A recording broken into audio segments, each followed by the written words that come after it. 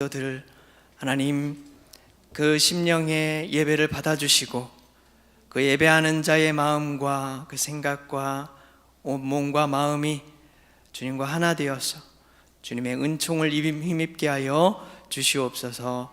예수님의 이름으로 기도드리옵나이다. 아멘.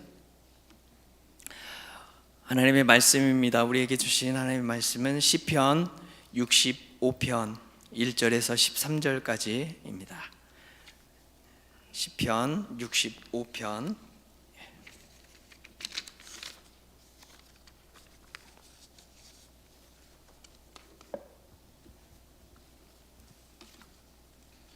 65편입니다. 한 절씩 교독하시겠습니다. 하나님이여, 찬송이 시온에서 주를 기다리오며 사람이 소원을 주께 이행하리이다. 기도를 들으시는 주여, 모든 육체가 주께 나아오리이다. 죄악이 나를 이겼사오니 우리의 허물을 주께서 사하시리이다. 주께서 택하시고 가까이 오게 하사 주의 뜰에 살게 하신 사람은 복이 있나이다. 우리가 주의 집 곧 주의 성전의 아름다움으로 만족하리이다. 우리 구원의 하나님이여, 땅의 모든 끝과 먼 바다에 있는 자가 의지할 주께서 의를 따라 어미하신 일로 우리에게 응답하시리이다. 주는 주의 힘으로 산을 세우시며 권능으로 띠를 띠시며 바다의 설렘과 물결의 흔들림과 만민의 소요까지 진정하시나이다. 땅끝에 사는 자가 주의 징조를 두려워하나이다. 주께서 아침 되는 것과 저녁 되는 것을 즐거워하게 하시며 땅을 돌보사 물을 대어 심히 윤택하게 하시며 하나님의 강에 물이 가득하게 하시고 이같이 땅을 예배하신 후에 그들에게 곡식을 주시나이다. 주께서 밭고랑에 물을 넉넉히 대사 그 이랑을 평평하게 하시며 또 담비로 부드럽게 하시고 그 싹에 복을 주시나이다. 주의 은택으로 한 해를 관 씌우시니 주의 길에는 기름방울이 떨어지며 들의 초장에도 떨어지니 작은 산들이 기쁨으로 띠를 띠었나이다. 함께 읽겠습니다. 초장은 양떼로 옷 입었고 골짜기는 곡식으로 덮였음에 그들이 다 즐거이 외치고 또 노래하리이다. 아멘. 할렐루야. 오늘 말씀은 하나님께 감사할 일들을 헤아리라 라는 말씀으로 우리 함께 주의 말씀을 나누고자 합니다.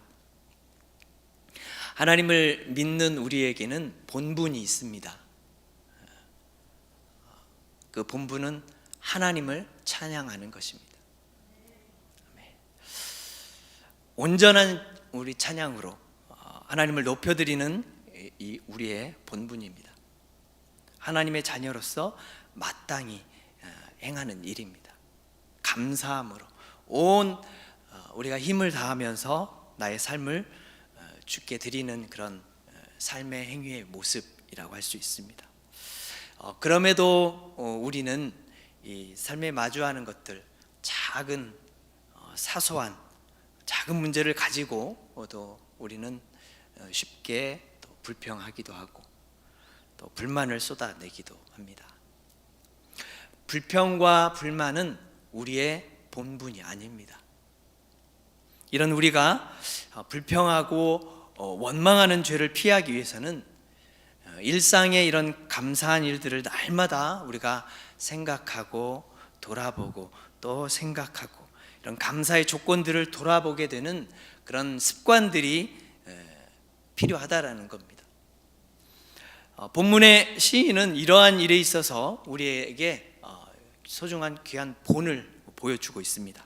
하나님을 믿는 본분에 충실할 수 있도록 하는 그런 시인의 그 습관 중에 하나가 있습니다. 그 습관은 죄를 씻어주신 하나님의 은혜, 그 은혜를 기억한 겁니다. 죄를 씻어주신 은혜. 시인은 지금 자신이 받은 여러 은혜 중에서도 특별히 죄를 씻어주신 은혜에 너무도 감사하고 있습니다. 우리 3절 말씀에 있는데요, 3절 말씀을 함께 다시 한번 읽겠습니다. 죄악이 나를 이겼사오니 우리의 허물을 주께서 사하시리이다. 아멘.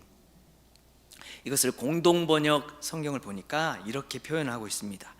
우리가 지은 죄 힘겹도록 무거우나 당신은 그것을 씻어 주십니다. 이렇게 표현을 했습니다. 시인은 하나님의 은혜가 있기 전에 먼저 자신의 영혼의 상태를 고백했습니다. 죄악에 굴복한 그런 비참한 그런 상태가 자신의 원래의 모습이었습니다. 죄에서 벗어나서 이제 좀 의를 행하려고 하면 그럴수록 또다시 죄를 범하는 그런 자신을 발견하게 된 겁니다. 그래서 죄악이 나를 이겼사오니 이런 표현을 쓴 겁니다. 죄악이 나를 이겼사오니 또 무너지고 또 무너지는 겁니다. 주여, 우린 넘어집니다. 오늘 하루 또 실수합니다. 이런 찬양이 있죠. 주의 긍휼을 구하는 죄인입니다. 우린 주님만 바라봅니다. 우리 찬양으로 한번 고백해 보실까요? 주여, 우린 넘어집니다. 오늘 하루 또 실수합니다. 주의 긍휼을 구하는 죄인입니다. 우린 주만 바라봅니다. 주님께 우리가 기도로 나아가지 않습니까? 이렇게 우리가 기도로 나아가 이제 됐다 싶으면 또다시 무너지는 나를 발견하는 것. 하나님, 나를 불쌍히 여겨달라고 우린 주님만 바라볼 수밖에 없습니다.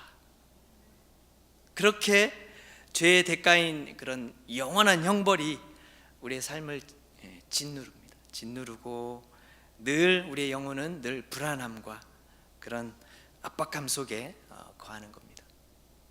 그러나 이제 나오는 거예요. 여러분, 하나님은 여기서 멈추지 않는다라는 겁니다. 하나님이 그를 선택하셔서 죄를 용서해 주셨을 뿐만 아니라 하나님의 가족으로 삼아 주셨다라는 사실입니다. 그래서 이 표현이 나온 겁니다. 한없는 주님의 은혜 온 세상 위에 넘칩니다. 우리 찬양으로 함께 고백하겠습니다. 한없는 주님의 은혜 온 세상 위에 넘칩니다. 가릴 수 없는 주 영광 온 땅 위에 충만합니다. 주님만 이기리오니 우린 그 길 따라갑니다. 그날에 우릴 이루실 주는 완전합니다. 아멘. 만유의 왕이시며 심판자 되시는 하나님이 우리의 아버지가 되어주셔서 죄를 이렇게 사해 주시고 우리의 죄책으로부터 자유를 누리게 하셨습니다. 그래서 시인은 자신의 죄가 사함받은 기쁨 그리고 그 감격으로 인해서 하나님께 끊임없이 감사할 수 있었다라고 고백하고 있는 것입니다. 주는 나의 최고봉, 주는 나의 최고봉이라는 그런 유명한 책이 있습니다. 오스왈드 캔버스라는 이분이 나오는데 오늘날 많은 성도들이 주님을 위해서 우리가 애를 쓰고 많은 수고를 하지만 정작 주님과의 동행하는 삶을 살지 않는다라고 이렇게 고백합니다. 이유가 뭐겠습니까? 많은 성도들이 하나님을 믿으면서도 이렇게 오늘 이 시인이 깨달은 것, 죄 사함의 은혜를 정작 누리지 못할 때가 많다라는 겁니다. 얼마 전에 일입니다. 저희 센터에 90 넘은 어르신이 계시는데 그분께서 저에게 하시는 말씀이 그렇습니다. 사람들이 하나님을 모른다라는 거죠. 왜 모르는지 아시오? 저한테 물었어요. 안 죽어봐서 모른다요. 안 죽어봐서. 한번 죽어봐야 알아. 그렇게 얘기합니다. 그분이 제가 알기로는 4번, 5번인가 임종 예배를 드렸습니다. 임종 예배를 1번 드리고 2번 드리고 3번 드렸는데 얼마 전에는 일어서서 걷더니 이제는 보행기도 없이 걸어요. 놀라운 하나님의 역사를 체험하는 그런 놀라운 은혜를 보게 되었는데, 실제로 죽음의 고비를 이렇게 넘기고 나온 삶을 보면 그렇습니다. 너무도 이전과의 다른 삶을 사세요. 노년이지만 하루의 삶이 찬양과 또 찬양, 그 찬양 속에서 파묻혀 삽니다. 또 말씀을 쓰기도 하고. 그러니 성도인 우리는 죄를 용서하신 구원의 은혜를 깨닫게 해달라고 우리는 기도해야 되는 줄 믿습니다. 그리고 이 은혜를 통해서 우리가 거듭나는 삶, 회복하는 삶을 살아가는 이유입니다. 하나님이 허락하신 구원의 은혜가 우리 찬양의 가장 중요한 이유가 되어야 되는데, 그러니까 하나님이 믿어지는 그런 복된 삶, 예배를 사모하는 이유 또한 그렇습니다. 하나님이 허락하신 구원의 은혜, 이것을 누릴 때면 예배가 쉬워지게 되고 찬양이 나도 모르게 나오게 되고 그렇습니다. 하나님을 믿는 본분에 충실할 수 있도록 하는 이런 시인의 습관을 보니까 그랬습니다. 죄를 씻어주신 하나님의 은혜를 늘 기억했다. 또 한 가지 나눌 것은 시인 그 습관 중에 또 하나가 있습니다. 필요를 채워주신 하나님의 은혜를 늘 경험하면서 감사를 하는 그런 시인의 모습을 보게 됩니다. 필요를 채워주시는 하나님의 은혜. 성도 여러분, 하나님은 온 만유의 창조주이심을 믿습니다. 비를 내리셔서 곡식들을 자라게 하시고 열매를 수확해서 사람들이 살아갈 수 있도록 하십니다. 시인은 광대한 자연을 다스리시고 그 속에서 필요한 모든 것들을 공급하시는 그런 하나님의 돌보심을 찬양하고 있습니다. 9절에서 12절까지 말씀을 우리 함께 읽겠습니다. 9절부터입니다. 시작. 땅을 돌보사 물을 대어 심히 윤택하게 하시며 하나님의 강에 물이 가득하게 하시고 이같이 땅을 예배하신 후에 그들에게 곡식을 주시나이다. 주께서 밭고랑에 물을 넉넉히 대사 그 이랑을 평평하게 하시며 또 단비로 부드럽게 하시고 그 싹에 복을 주시나이다. 주의 은택으로 한 해를 관시우시니 주의 길에는 기름방울이 떨어지며 들의 초장에도 떨어지니 작은 산들이 기쁨으로 띠를 띄었나이다. 아멘. 지금 이 시인은 하나님이 나에게, 자신에게만 주신 그런 특별한 이 지위에 감사한 것이 아니었습니다.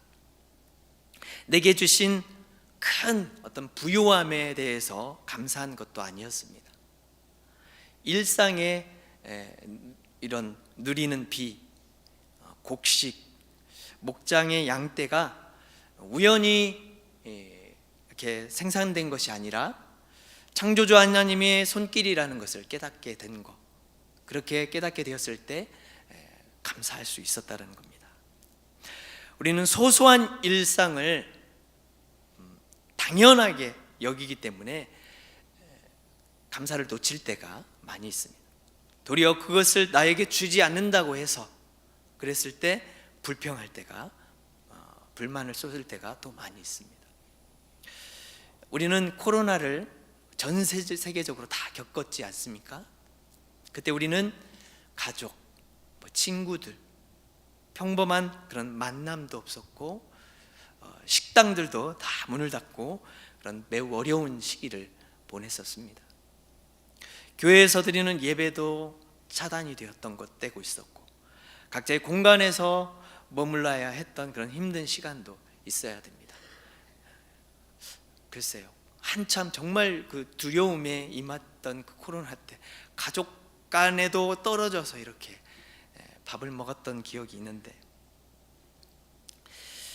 그때 우리가 깨닫게 된 것은 평범한 일상이 하나님의 은혜였다라는,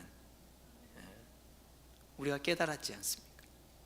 그때 그 교훈을 우리가 잊지 말아야 된다는 겁니다. 어느 언론인이 이런 표현을 했습니다. 감사야말로 평범한 날을 특정한 날로, 일상적인 일을 기쁨으로, 평범한 기회를 축복으로 바꾼다라고 말했습니다. 때로 우리의 현실이 답답함을 많이 느끼고 또 문제들이 해결되지 않는 것 같은 그런 일이 있을 때 많은 답답함을 느낍니다. 그렇다 할지라도 이렇게 우리가 당연히 그것을 먹을 것을 주시고 입을 것을 주시고 우리의 생명을 주장하시는 하나님께 감사로 나아가는 저와 여러분의 삶이 되시기를 축복합니다. 그러면 하나님이 주신 우리의 이 매일의 삶이 하나님의 특별한 복이인 것을 깨닫게 되는 줄 믿습니다. 믿음 안에서 우리가 감사의 일상들, 하나님께 감사의 일들을 헤아리면서 주님의 구원의 은혜를 또 회복하고 주께 나아가는 저와 여러분의 삶이 되시기를 기도합니다. 기도하시겠습니다. 하나님, 주님의 선하심과 우리에게 베푸신 은혜를 주님 감사합니다. 하나님은 우리를 죄에서 구원하셨을 뿐만 아니라 날마다 우리의 모든 필요를 채우시고 또 허락하신 주님이심을 알게 하셨습니다. 우리의 이기적인 욕심과 우리의 마음에서 일어나는 그런 불평들을 거두어 주시고 우리에게 주어진 모든 것들을 돌아보면서 감사의 일들을 헤아리는 부한 제일들의 성도들 다 되게 주님 인도하여 주시옵소서. 주님께 감사드리며 거룩하신 예수님의 이름으로 기도드리옵나이다. 아멘. 이제는 우리 주 예수 그리스도의 은혜와 하나님의 사랑과 성령의 교통하심이